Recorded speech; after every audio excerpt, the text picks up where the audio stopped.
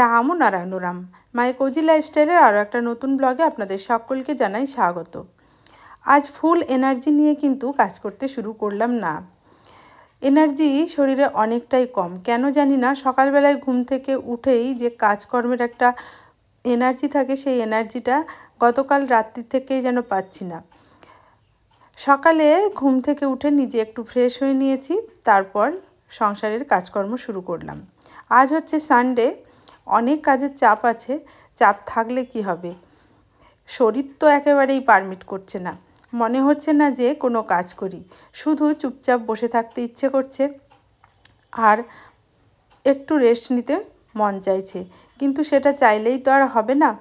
আপনার নিজের কাজ আপনাকে করতেই হবে। কাজগুলো নিজে না করলে আর কে করবে? আমার সংসারে দ্বিতীয় কোনো মানুষ নেই যে আমাকে একটু হেল্প করবে। যাই হোক, আপনাদের সঙ্গে গল্প করতে করতে দেখুন ঠাকুর ঘরের বিছানা ঝেড়ে নিলাম, ঝাড় দিয়ে নিলাম, তারপর ঘরটা মুছে নিচ্ছি।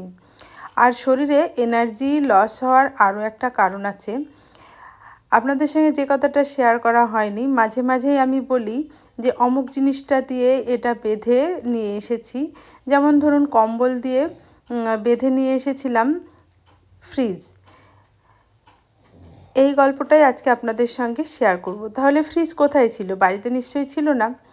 আর এখন রান্নাঘরে চলে এসে রান্নাঘরে আগের দিনের ওই যে শরীরটা ভালো লাগছিল না, চায়ের বেশ কিছু বাসন ছিল, সেই বাসনগুলো ধুয়ে গ্যাসটা ভালো করে মুছে পরিষ্কার করে নিলাম। তারপর নিজে ফ্রেশ হয়ে আগে চা খেয়ে নেব, তারপর গত দিনের রাতের খাওয়া দাওয়ার যে বাসনগুলো আছে, দুপুরের খাওয়ারও কিছু বাসন আছে, সেই বাসনগুলো ধুয়ে নেব। ওই যে বলছিলাম কম্বল কাচার সময় একটা জিনিস বেঁধে আনা হয়েছে, এর আগের ব্লগে আমি শেয়ার করেছি। আসলে ফ্রিজ বেঁধে আনা হয়েছিল। এটা আমার নিজের বাড়ি। আমরা কলকাতাতে ছেলে মেয়েকে পড়াশোনার সূত্রে একটা ফ্ল্যাট ভাড়া করে রেখেছিলাম, কিন্তু আপনাদের দাদার শরীর, মানে আমার হাজব্যান্ডের শরীরটা সেরকম ভালো যাচ্ছিল না, আমরা যাতায়াত করে দেখাশোনা করতে পারছিলাম না ওদেরকে, যার কারণে ওদের ছেলে মেয়ে দুজনকেই পিজিতে দিয়ে দিয়েছি। এই কারণেই কলকাতার ফ্ল্যাটে যে জিনিসগুলো ছিল, যেমন ফ্রিজ, খাট, বিছানাপত্র, বাসনপত্র, এগুলো সব কিছু কিন্তু নিয়ে আসতে হয়েছে। গত যে অক্টোবর মাসে ছুটির সময় ছিল, সেই ছুটির মাসেই জিনিসগুলো আনা হয়েছে বস্তা ভর্তি করে, ব্যাগ ভর্তি করে, কিন্তু সেগুলো এখনও আনপ্যাক হয়নি। যাই হোক, নিচে এসে ফ্রেশ হয়ে চা করে নিয়েছি।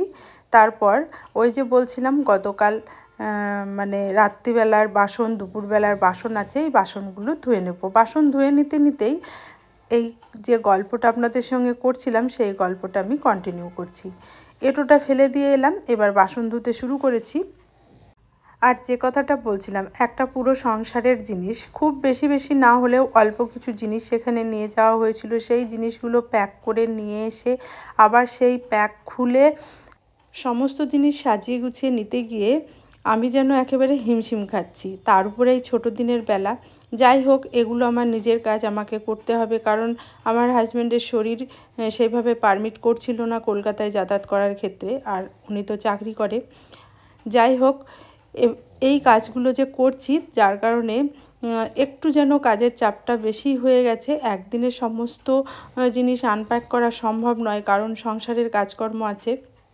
এই কাজকর্মের ফাঁকে ফাঁকে অল্প অল্প করে জিনিসগুলো আনপ্যাক করি, মানে বস্তা ভর্তি করা আছে, বস্তা খুলে বার করি, যেটা যেমন দরকার লাগে। আর সংসারের মানে এখানে যে জিনিসপত্র ছিল, তাতেই তো আমার সংসারের কাজকর্ম চলে যাচ্ছিল। সব জিনিসের যে তেমন বেশি দরকার ছিল এমনটা নয়। যেমন কিছু জামা কাপড়ের দরকার, জামা কাপড়ের বস্তা খোলা হয়েছে। বাসনপত্র সেরকম দরকার নেই, সেগুলো এখনও খোলা হয়নি, কিন্তু না খুলে আর কতদিন রাখা হবে?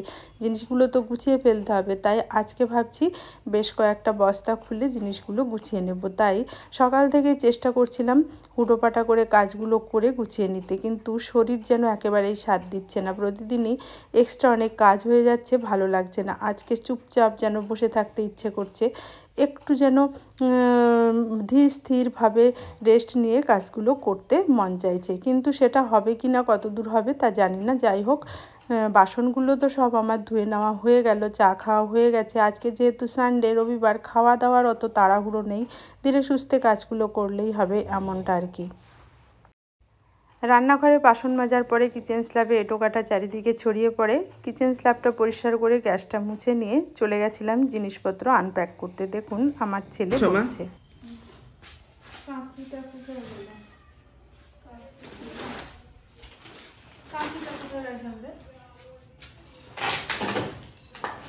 করছো মা? এই তো তাহলে পরিষ্কার করে ফেললে, অনেকটা হয়ে গেছে আর কিছুটা বাকি।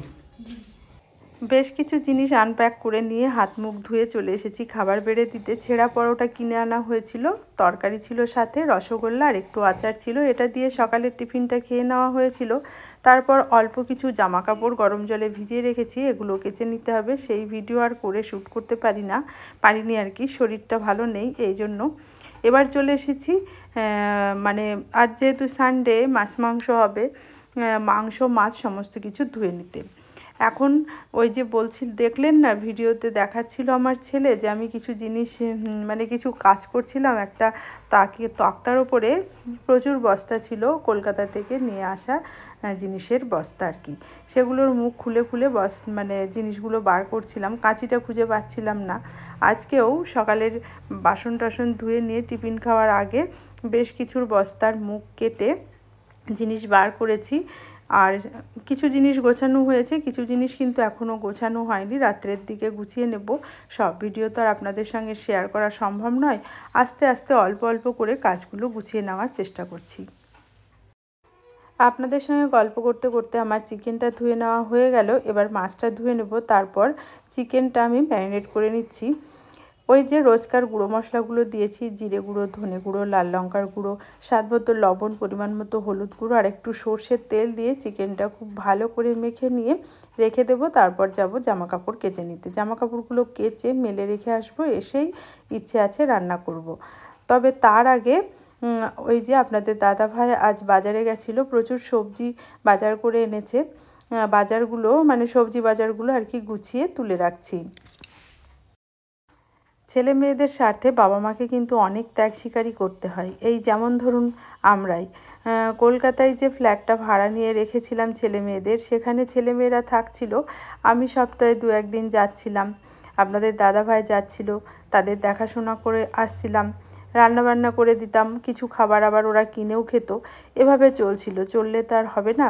এখন আমাদেরও বয়স হচ্ছে আস্তে আস্তে, ছেলে মেয়েদের ওভাবে দেখাশোনা করতে অসুবিধা হচ্ছিল, তাই রেন্টের ফ্ল্যাটটা ছেড়ে দিয়ে ওদেরকে পিজিতে রেখেছি। ভিডিওর প্রথম অংশে বলেছি, আবারও বললাম, কারণ ছেলে মেয়েদের স্বার্থে বাবা মাকে অনেক কিছু ত্যাগই স্বীকার করতে হয়, এটাই আমার মনে হয়। ত্যাগ স্বীকার করতে গিয়ে যখন দেখা যায় যে শরীর আর পারছে না, তখন সেখান থেকে বেরিয়ে আসতে বাধ্য হতে হয়। যাই হোক, এখন চলে এসেছি সবজিগুলো কেটে নিতে। সবজি কেটে নিচ্ছি বলতে আলু মাংসের ভেতরে দেব সেটা কেটেছি, আর পেঁয়াজ রসুন আদা কাঁচা লঙ্কা ছাড়িয়ে নিয়েছি।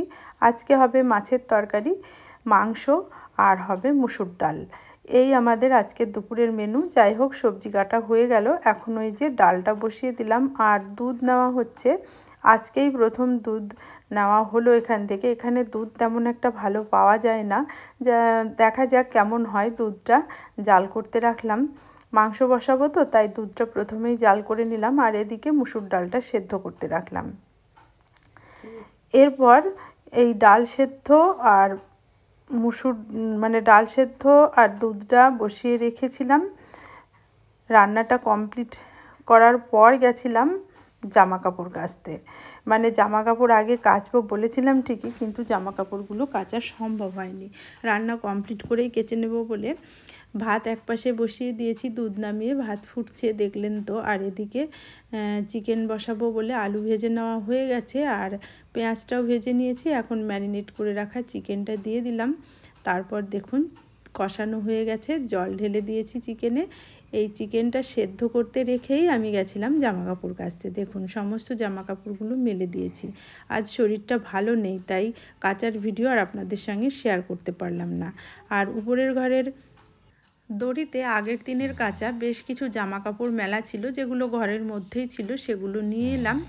এখন ভাঁজ করা সম্ভব নয়, স্নান সেরে পুজো করব, আর তার আগে পায়খানা বাথরুমটা ধুয়ে পরিষ্কার করে নেব। কাজের একটু তাড়াহুড়ো আছে, তাই জামা কাপড়গুলো রেখে চলে গেছিলাম স্নান করে নিতে। তার আগে তো এই যে টয়লেটটা ধুয়ে নিয়েছি, এখন চলে এসেছি পুজোর জন্য ঠাকুরের ভোগ কেটে নিতে। আজকে ঠাকুরের প্রসাদে দুপুরবেলায় দিলাম কমলা লেবু, সন্ধ্যাবেলায় অন্য কিছু একটা দেওয়া হবে। যাই হোক, ঠাকুরের প্রসাদগুলো গুছিয়ে নিয়ে ধূপ প্রদীপ জ্বেলে নেব, তারপর পুজো পাঠ কমপ্লিট করে নেব।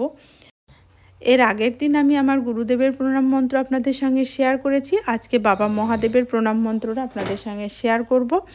ওং নমঃ শিবায় শান্তায় কারিণে বেদয়াময়ী চন্দাঙ্গতি তদ্গতি পরমেশ্বর নমো নমঃ। যদি ভুল হয় নিজ গুণে ক্ষমা করে দেবেন। আমি আমার মতো করে পুজো পাঠ কমপ্লিট করি, পুজো পাঠ করে থাকি। এখন নিচে চলে এসেছি সবাইকে দুপুরের খাবারটা বেড়ে দিতে। আজকের ব্লগটি আমি এখানেই শেষ করছি। ভালো লাগলে মাই কোজি লাইফস্টাইল চ্যানেলটি সাবস্ক্রাইব করে আমাকে সাপোর্ট করার অনুরোধ জানালাম। ভিডিওটি দেখার জন্য সকলকে জানাই ধন্যবাদ।